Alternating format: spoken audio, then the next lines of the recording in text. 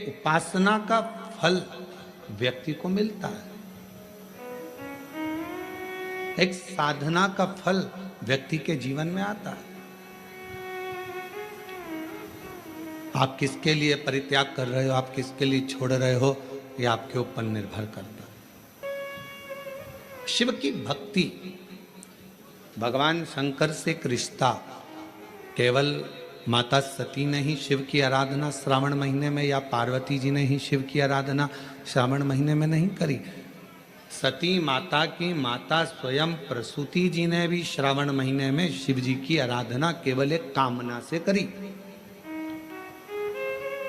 एक कामना थी माता प्रसूति की, क्योंकि उनके पति को श्राप लगा था कि इसका शीश कटेगा, दक्ष प्रजापति को मरना होगा, और जब सिर कट जाता है तो मरना निश्चित हो जाता है। अब उनको मालूम था कि मेरे पति का शीश कटेगा, तो अभी शीश को कौन जोड़ सकता है। तो सती माता की चित्तवृत्ति में था कि कोई इस काल को पलट नहीं सकता, समय को, घड़ी को, काल को पलटने वाला यदि कोई एक है तो वो देव अधिदेव काल अधिपति महाकाल। अकाल मृत्यु वो मरे जो काम करे चंडाल का, काल उसका क्या बिगाड़े जो भक्त हो महाकाल का। जो शिव की आराधना करता हो, शिव की साधना करता हो, शंकर की भक्ति करता हो, शिव उपासना में लगा रहता हो, भगवान शंकर के गुणगान में लगा रहता हो, उसका काल टालने का कार्य स्वयं शिव करते। मार्कंडे बाबा का करा, राजा श्वेत का करा। ये काल टालने का काम उनका है, समय टालने का काम शिव का है।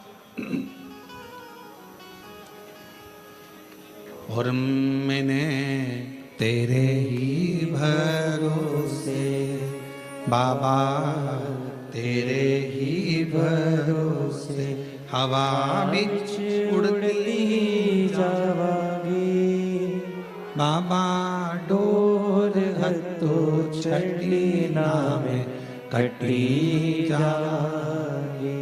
भोले मैं तेरी पतंग, शंभू मैं तेरी पतंग, हवा बिच उड़ती जागी, बाबा डोर हत्तो छठी नामे कटी जागी। भोले मैं तेरी पतंग। एक बात स्मरण में रहे, पैसा आपको वसीयत में मिल सकता है, गाड़ी आपको वसीयत में मिल सकती है, बंगला आपको वसीयत में मिल सकता है। गाड़ी मिल जाएगी, गोल्ड मिल जाएगा, सास का जीवन मिल जाएगा, प्लॉट मिल जाएगा, जमीन मिल जाएगी, खेती मिल जाएगी, बंगला, गाड़ी, ये सब पूर्वजों से मिल सकता है। सब कुछ आपको प्राप्त हो सकता है, पर इज्जत, आदर वसीयत में नहीं मिलता है। गाड़ी वसीयत में मिल जाएगी, बंगला वसीयत में मिल जाएगा, प्रॉपर्टी मिल जाएगी, सोना चांदी हीरा पन्ना मिल जाएगा, सब पूर्वजों का मिल जाएगा, वसीयत में मिल जाएगा, पर इज्जत, सम्मान, आदर ये वसीयत में नहीं मिलता। ये व्यक्ति को खुद अच्छा कर्म कर कर इज्जत बनाना पड़ती है, व्यक्ति को खुद अच्छा कर्म कर कर ये अपने लिए स्वयं निर्माण करना पड़ता है।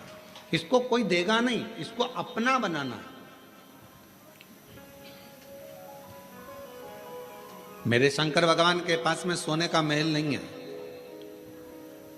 मेरे शंकर भगवान के पास में हीरे पन्ने के जेवर नहीं है, मेरे शंकर भगवान के पास में बहुत सारा अंबर पीतांबर नहीं है। बस मेरे शंकर भगवान के पास तो एक ही चीज है, क्या? तो कहा जिसने विश्वास किया, जिसने मुझ पर भरोसा किया, जिसने मुझ पर विश्वास किया, जिसने मुझ पर दृढ़ता रखी, बस उसी को मैंने सर्वस्व प्रदान कर दिया, उसको मैंने सर्वस्व दे दिया। जिसने विश्वास किया उसको विश्वास के बल पर सब कुछ दे दिया।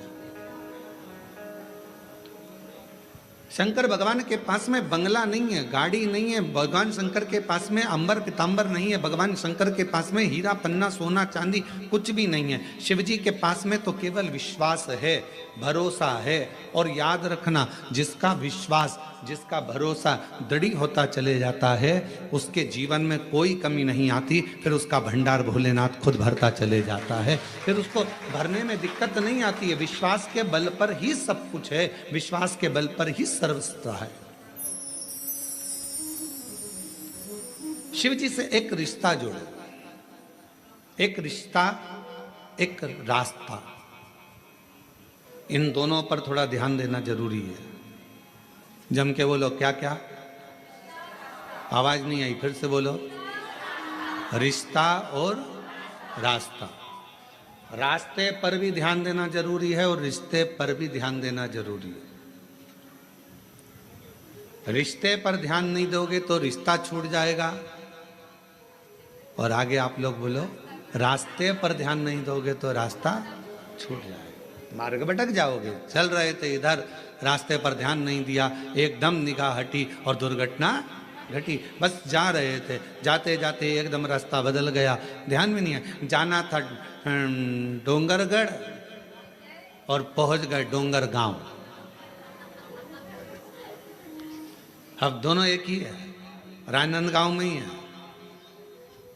अभी डोंगर गांव में तो राघव जी की कथा भी है, 1 बजे से 4 बजे तक डोंगर गांव 17 तारीख से चालू हो रही है। जो डोंगर गांव के आसपास के हैं वो वहाँ जरूर कथा श्रवण करने के लिए जाए। तो डोंगरगढ़ और डोंगर, आप रास्ता से अगर भटके तो डोंगरगढ़ जा रहे थे और पहुंच जाओगे डोंगर गांव, कोई भरोसा? हमारे साथ हुआ है। आते आते कोरबा में, हमने पहले दिन बताया था, कोरबा में आ रहे थे, आते आते आते आते रास्ता भटक गए। और भटके भी तो क्या भटके, भुट्टे के भजिए मिल गए, उसमें क्या दिक्कत? अभी अभी शर्मा जी तिलक करवाने आए थे, तो वो तिलक करवा रहे थे और उनके तिलक के बाद में उनकी धर्म पत्नी गई थी वहाँ, और इतने में आ गई जी हमारी दूसरी जीजी, और दूसरी जीजी आई तो तिलक करवा के चली गई। तो शर्मा जी बोले, ये मेरी नहीं है, ये मेरी नहीं है। अब वो हमको हंसी तो खूब आई, खूब हंसी आई इस बात के लिए कि ये मेरी नहीं है गुरुजी। और एक बार नहीं 3 बार बोले महाराज। तो रिश्ता और रास्ता ये दोनों जल्दी भटक जाता है। और रिश्ते पर भी अपनी दृष्टि रखना और रास्ते पर भी अपनी दृष्टि रखना।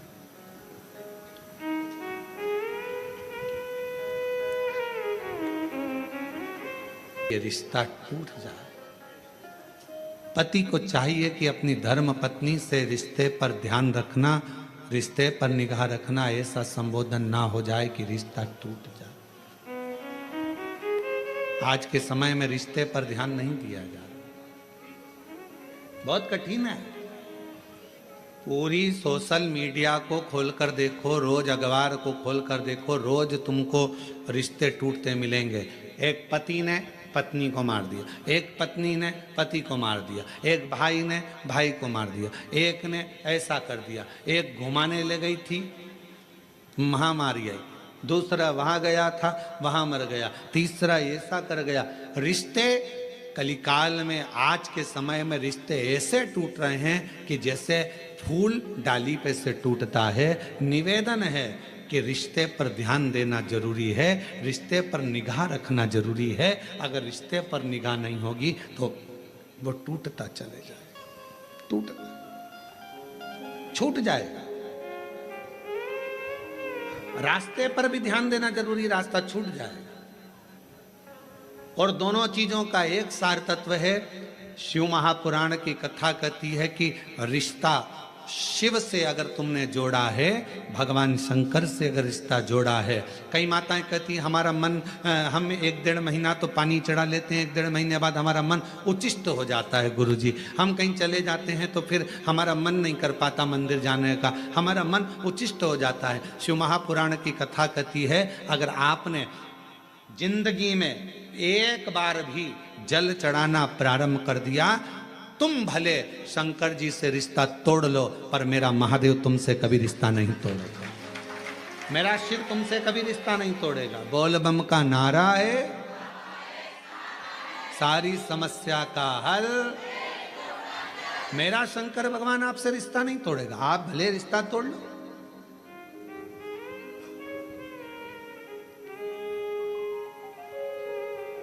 सारनाथ महादेव, सारनाथ महादेव, आप में से कोई गया है काशी में? सारनाथ महादेव का दर्शन किया आप लोगों ने? काशी में सारनाथ महादेव हैं, पीछे वाले हाथ उठाए हैं, ये लोग होकर आए हैं, माता जी भी होकर आए, इधर से भी कई लोग उठाए। काशी में सारनाथ महादेव हैं, और जो दर्शन कर कर आए हैं उनके चरणों को हमारी तरफ से नमन है, प्रणाम। काशी में जितने भी शिव भक्त कावड़ चढ़ाने के लिए काशी में विश्वनाथ जी के यहाँ जाते हैं, वो सारनाथ जरूर जाते हैं।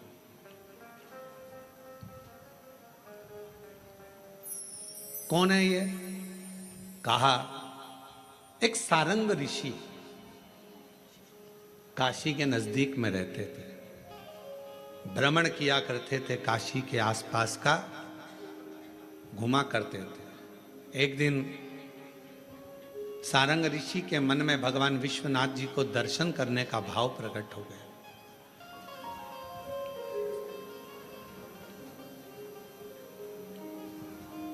काशी से थोड़ी सी दूरी पर इनका निवास था।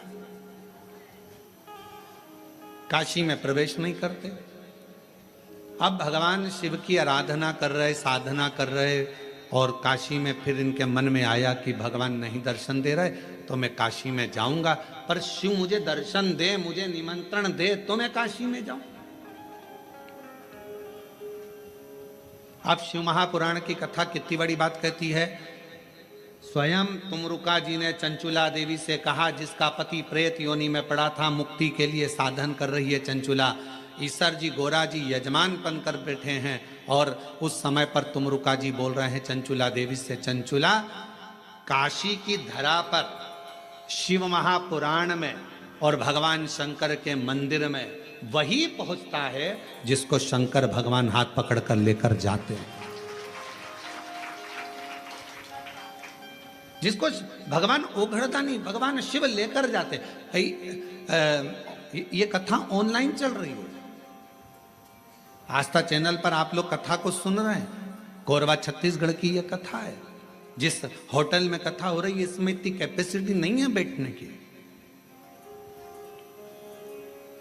महाकाल सेवा समिति ने जितनी व्यवस्था करी है उसके अनुसार जो बैठ सकते हैं उनकी व्यवस्था है, पर ज्यादा लोग इसके अंदर नहीं आ सकते, इसलिए इस कथा को ऑनलाइन रखा गया। पानी कीचड़ को देखते हो।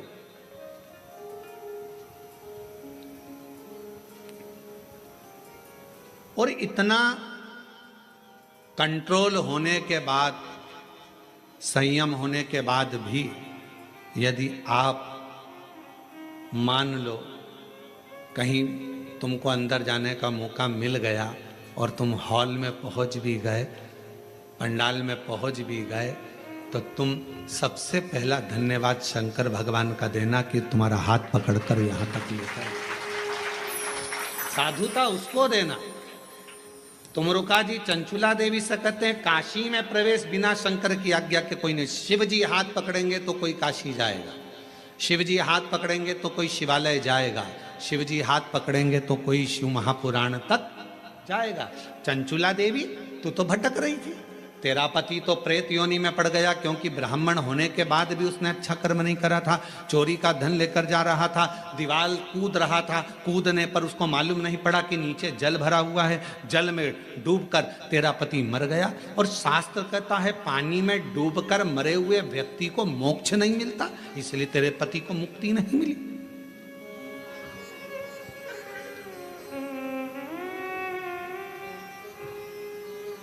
पानी में डूबकर मरे हुए व्यक्ति का मोक्ष नहीं है, यह हमारा शास्त्र कहता है। और तेरे पति को मुक्ति नहीं मिली, तेरा पति बिंदुक प्रेत योनि में भटक रहा था। ये कई लोग प्लानिंग बनाते हैं ना कई माताएं कहती हैं मैं तो कुएं में डूब के मर जाऊं तो अच्छा।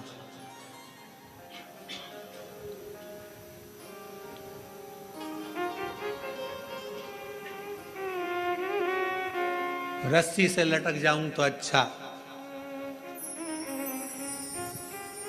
गाड़ी के नीचे आ जाऊं, तालाब में कूद जाऊं, ये सब ओल्ड फैशन है। ये कोई सुसाइड करने का न्यू फैशन है क्या? ये तो सब, रस्सी से टंग जाना ये भी ओल्ड है, पानी में कूद के मर जाना ये भी ओल्ड है, दवाई खा के मर जाना ये भी ओल्ड फैशन है, गाड़ी के नीचे आ जाना ये भी ओल्ड। न्यू फैशन सुसाइड लाओ। अगर सुसाइड करना ही है तो न्यू फैशन लेकर आओ। और वो नया फैशन कौन सा है? तो वो नया फैशन ये है, कितना भी दुख आ जाए, कितनी भी तकलीफ आ जाए, कितना भी कर्जे में डूब जाऊं, चाहे कितनी भी परेशानी में आ जाऊं, ऐसे मरने वाली नहीं हूं। छाती पे सबके मूंग दलूंगी, मेहनत 4 गुना करूंगी,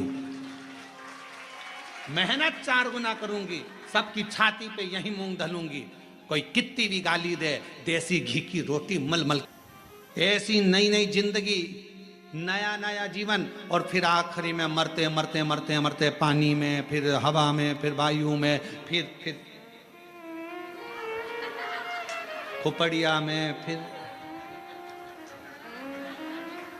फिर जुआ बनना, इल्ली बनना, ये सब, ये जितने सुसाइड, इसीलिए निवेदन है सुसाइड का प्लानिंग नहीं करना कभी भी जिंदगी में। कितना भी गम आ जाए, कितना भी दुख आ जाए, कितनी भी तकलीफ आ जाए, कितना भी कर्जा बढ़ जाए, कोई कितना भी प्रेशर दे दे, माइंड में कितना भी प्रेशर बढ़ जाए, फिर भी सुसाइड करने का प्लानिंग नहीं करना। प्लानिंग ये करना, कर्जा अपन ने लिया है, तकलीफ अपनी है, अपन निपटेंगे, खूब दमदारी से मेहनत करेंगे। जिनने बोला है, जिनके मुंह चल रहे हैं, उनके मुख बंद कर देंगे, इतनी मेहनत कर कर आगे निकलेंगे, तब दमदारी है। अब मालूम पड़े तकलीफ, depression depression depression depression, tension tension tension, मर जा।